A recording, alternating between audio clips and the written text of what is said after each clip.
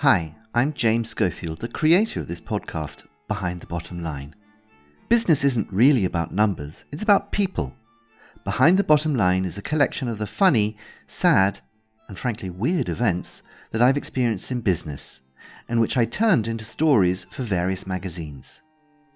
In each episode, I tell you a little bit about the real-life background that inspired me, and then I read you the story itself. So let's find out about today's story, The Cocktail.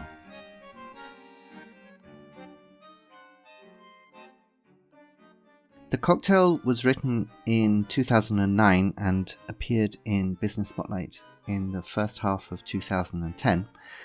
And it was actually my first short story that I'd written for a magazine. Beforehand, I'd written 3 or 4 novellas on different topics, kind of thrillers and also comedies.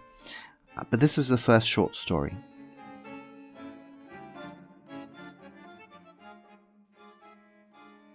The Cocktail is about a young City of London trader called Jasper Slink.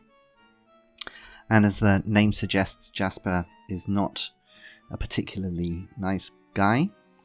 And he's made an awful lot of money by various devious methods to do with trading.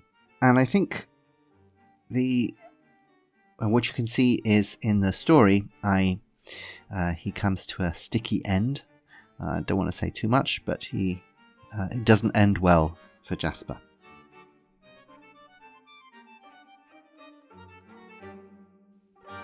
There were different things which came together when I was writing The Cocktail. First of all, I had a little bit of experience of the kind of people in the story. I knew people like Jasper. Some of them I went to school with.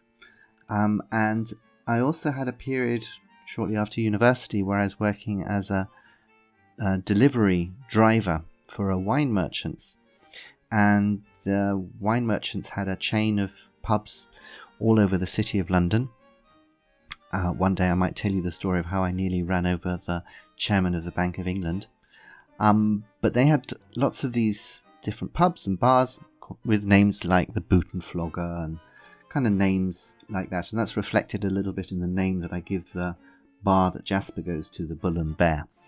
And these pubs, they had this kind of sort of Victorian theme to them. They were all full of dark beams, and it was all supposed to be very kind of cozy, and but also they were filled with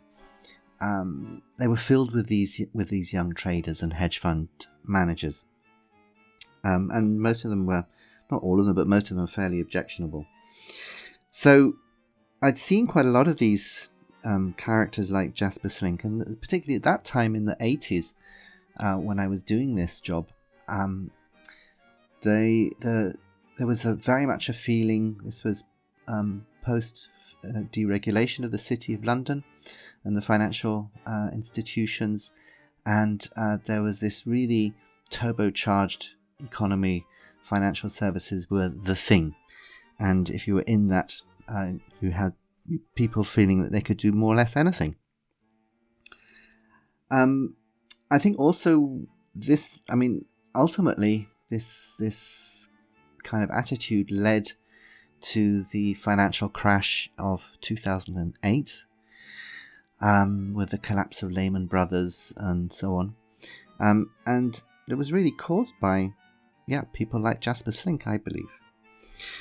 Thinking that they could get away with cheating and lying and stealing and doing whatever they wanted to do. And in a way, I suppose, this story was kind of a little bit of revenge on people like that for the way that they behaved. What I also found was that whenever there's something that I don't quite understand, the best way for me to force myself to understand it is to write a short story. And in 2009 or so, I was really interested in the idea of short selling. What exactly was short selling? And try as I might, I could never understand it. So eventually I thought, okay, let's include that in this short story. And it meant that I forced myself to go away and look it up and try to understand it, and put it into the story. Though I have to admit that after about 6 months, when I looked at it again, I suddenly realised I'd forgotten entirely what short selling was. And it's something that I kind of understand when I read about it, but then as soon as I'm not reading about it or have any particular reason to understand it, it just disappears.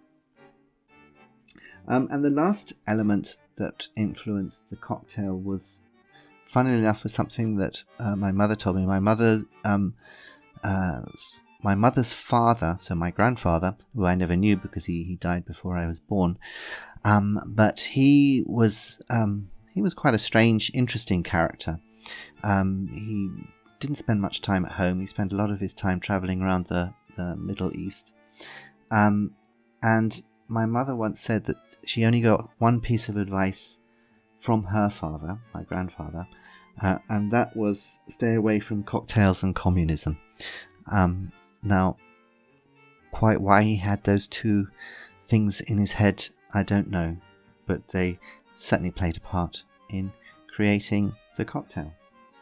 I should add one word of warning. In the story, I describe, I think, 3 different cocktails. Don't try mixing them yourselves. I have absolutely no idea what I'm talking about. I just flung those ingredients together to see what would happen. And I think it'll probably taste disgusting and not something that you really want to try. Particularly the last one, making a killing. So that's enough introduction. Let's now turn to the story. The cocktail. Jasper Slink brushed the white powder off his nose and looked at himself with admiration in the mirror of the men's room. He had made the cleverest deal of his life, and he felt like a god. He closed the tall windows that looked onto the Thames and went back to the bar of the Bull and Bear. The Bull and Bear was a favourite bar for the traders and hedge fund managers working in London's financial markets. There they could avoid ordinary people without an Armani suit, Rolex or Porsche.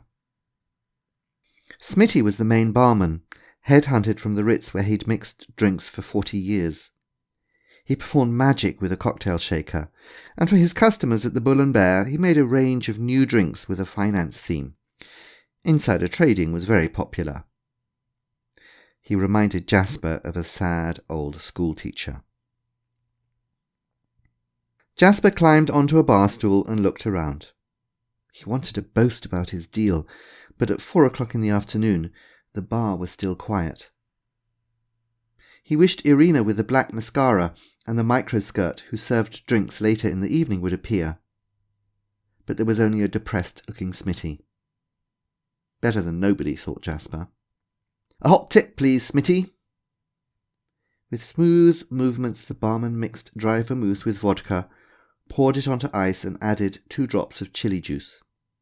"I said a hot tip." Smitty added 2 further drops to the cocktail, and Jasper drank it down. His throat was on fire, but his brain felt needle-sharp.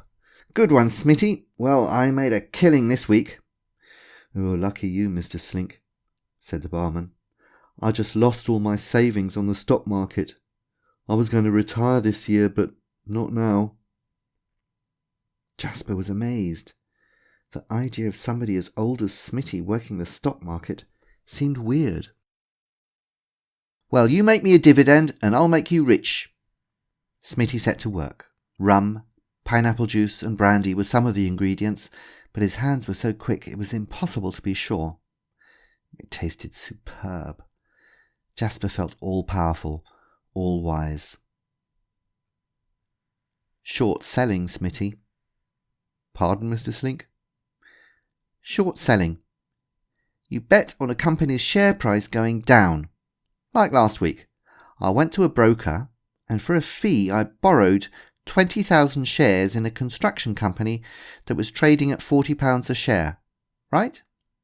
Straight away I sold them on the stock market for £800,000. don't you have to give the shares back? Yeah, but Monday this week, a leading financial newspaper wrote that this company may be investigated by the Financial Services Authority for bribery. The share price dropped instantly to £3. So I bought 20,000 shares for £60,000 and returned them to my broker today, £740,000 profit. Oh, that was a very good guess, Mr. Slink. Jasper was about to agree, but his judgment had disappeared with his dividend. Instead, he leant towards the worried face of the old barman. I paid a journalist to invent the story, he whispered. Give me a market crash. 1 measure each of vodka, vermouth and Jägermeister on ice. But this time, Smitty's hands shook as he put the drink in front of Jasper, and some of it spilt on the bar. But what about the company? Will the share price go up again? Nah. The FSA is interested in them now. Big construction companies always have something dodgy in their books. The share price won't move for a while. Jasper finished his glass. That's business, Smitty.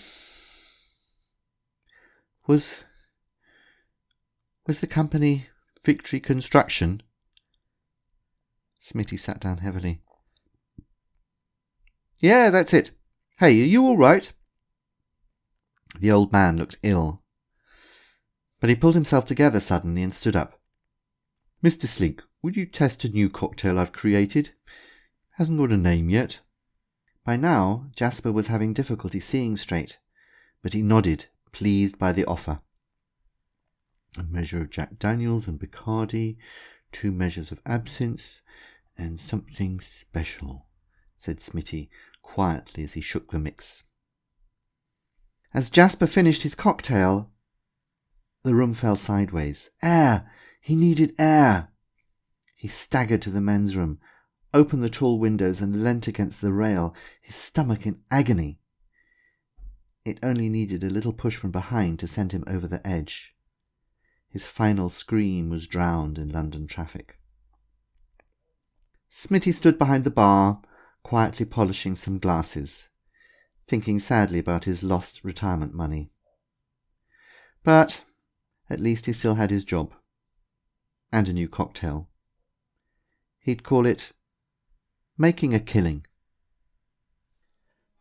I hope you enjoyed this episode of Behind the Bottom Line.